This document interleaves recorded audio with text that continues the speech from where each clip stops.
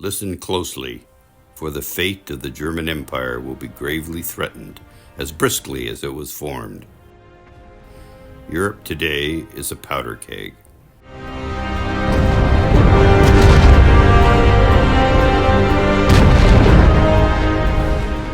And the leaders are like men smoking in an arsenal.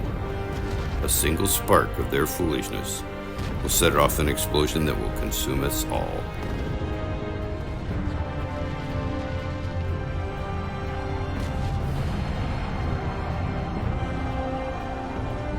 I cannot tell you when that explosion will occur, but I can tell you where.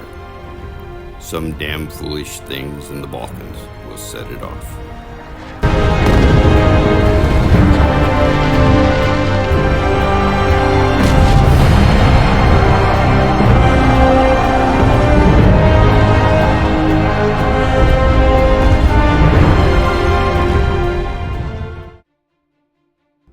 Otto von Bismarck, the architect of a unified Germany, took a people who, for the entirety of their history, had been a group with a common language, common beliefs, and common culture, but without a single nation, and through his intellect and incredible ability to navigate politics, gave the German people a country of their own. And yet no man gazing upon Bismarck in his youth could have foreseen the continental shifts he would later orchestrate. His early years offered no grand pronouncements, no hint of the iron will that would later bend nations to his purpose. The greatness he achieved was a shadow yet uncast, and a future that remained chillingly concealed. In his 20s, Bismarck drifted, a man of considerable intellect but seemingly little focus. His pursuits were those of a privileged young man, managing estates and indulging in social life, offering scant indication of the steely resolve and singular vision that would one day define him. This apparent aimlessness only serves to underscore the startling transformation that lay ahead. In specific, Bismarck's pride as a youth would drive him to duel 27 different men, and his victories in 26 of those duels developed his reputation as a man who was not afraid to pull the trigger.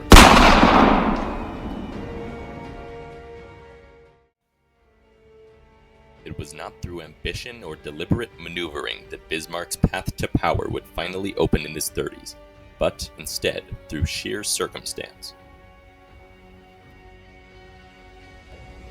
The king's impending call for parliament was the backdrop to this unlikely event. While Bismarck was hardly eager to attend, he found himself unexpectedly tasked with representing the Prussian Saxon nobility after his close acquaintance fell ill, asking him to attend in his place.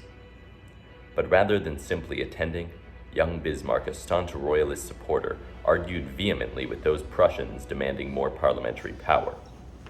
With all due respect to the esteemed members of this assembly, the complexities of governing a state such as Prussia require a guiding hand, one that possesses a clarity of vision and steadfastness. That is not found in parliamentary debate, but in the king. The king provides that hand, and its authority must remain paramount. See, Bismarck was a man of great conviction, but one with the power to change. While he remained a steadfast loyalist, believing that power should remain in the hands of a monarch for his entire life, he was able to remain flexible and allow for liberal ideas to prevail if he saw them as strengthening the monarchy and the empire as a whole. By 1862, Bismarck's ambitions would lead King Wilhelm of Prussia to appointing him as prime minister.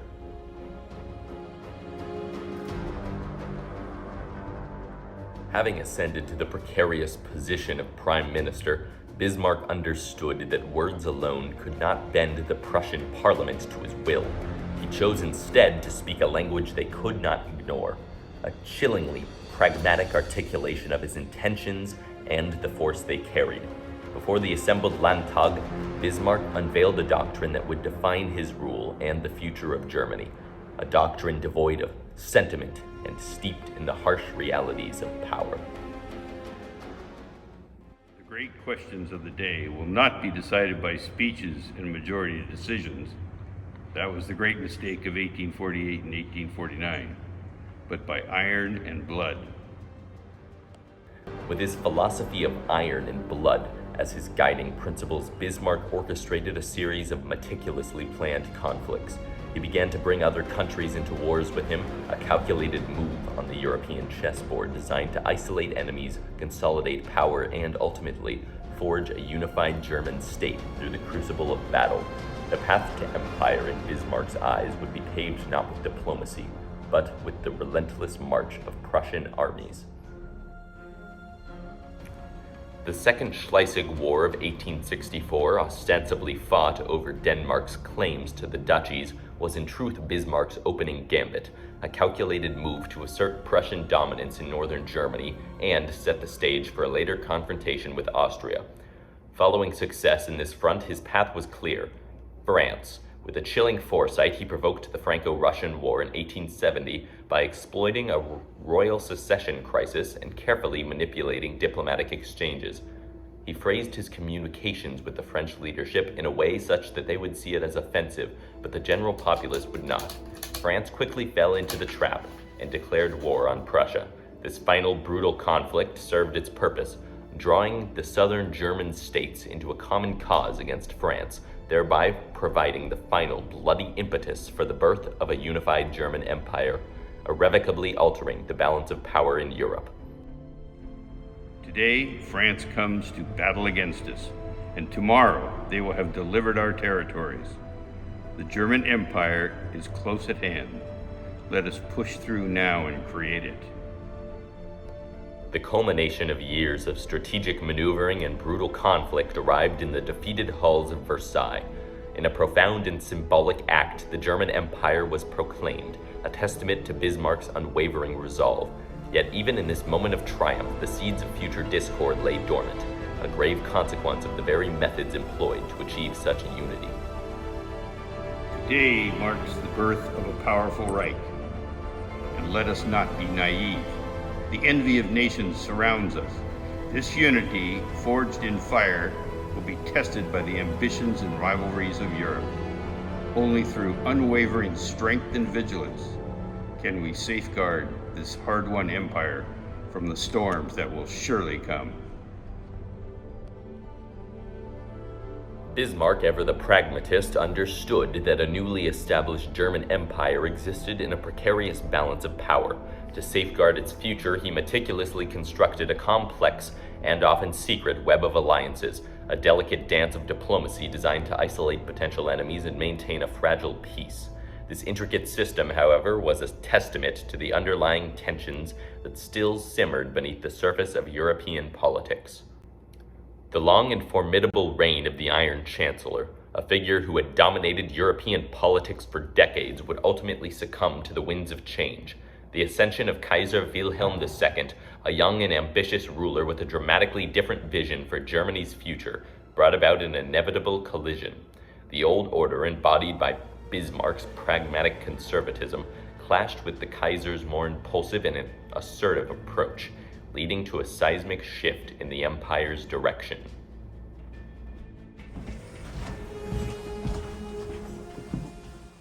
Bismarck, I find these anti-socialist laws counterproductive. We must extend a hand to the working man, not simply wield a cudge. Your Majesty mistakes a festering wound for a superficial cut. Appeasement emboldens them. I have safeguarded this empire from such radicalism for decades. And furthermore, Prince, I demand my ministers report to me directly, not through you. This old cabinet order serves only to shield them from my rightful authority. That relic, Your Majesty, ensures coherent governance. It safeguards against inexperience. Inexperience? I am Kaiser by divine right. I will rule. This empire is mine to lead, not yours to perpetually guard. The empire is your crown, Your Majesty, but I built its foundations. You speak of your own course, but what experience have you of the treacherous currents? What enemies will you needlessly provoke? I will not be lectured, Prince. Your web of treaties, your cautious peace through isolation is suffocating. Germany needs to assert itself. Your time, Bismarck, is past. So be it, Your Majesty. If my loyalty is deemed a hindrance, if my lifetime of service is an encumbrance, then the path is clear. You wish to rule without restraint? You shall have it. What is this? My resignation. But remember, Kaiser, the nation I built, for all its strength, rests on a delicate balance. Disturb it at your own peril. I'll leave you this warning. To continue pushing Germany this way is a grave error that will only show Europe the path to war. Use caution. I will no longer be here to clean up your mess. Otto von Bismarck, the architect of a unified Germany, a master strategist who reshaped the map of Europe through both diplomacy and force. His legacy remains a complex and cautionary tale. He forged a powerful nation, yet the very methods to do so, the emphasis on power over principle, the cultivation of nationalism, the intricate and ultimately unsustainable web of alliances, would cast a long shadow over the continent, hinting at the turbulent future that lay in store for the empire he had so painstakingly created. And while Bismarck wouldn't live to see the great war he had foretold, the legacy of his abilities as a politique and a leader would live on. In May of 1941, the war had just begun. The Germans had the biggest ship that had the biggest guns. The Bismarck was the fastest ship that ever sailed the sea. On her decks were guns as big as steers and shells as big as trees. Out of the cold and foggy night came the British ship, the Hood. And every British seaman he knew and understood. They had to sink the Bismarck, the terror of the sea. Stop those guns as big as steers and those shells as big as trees. We find that German battleship that's making such a fuss. We gotta sink the Bismarck cause the world depends on us. Hit the decks are running, boys, and spin those guns around. But when we find the Bismarck, we gotta cut her down. The Hood found the Bismarck, and on that fatal day, the Bismarck started firing 15 miles away. We gotta sink the Bismarck, was the battle sound. But when the smoke had cleared away, the mighty Hood went down. For 6 long days and weary nights, they tried to find her trail. Churchill told the people, put every ship a sail, cause somewhere on that ocean, I know she's gotta be. We gotta sink the Bismarck to the bottom of the sea.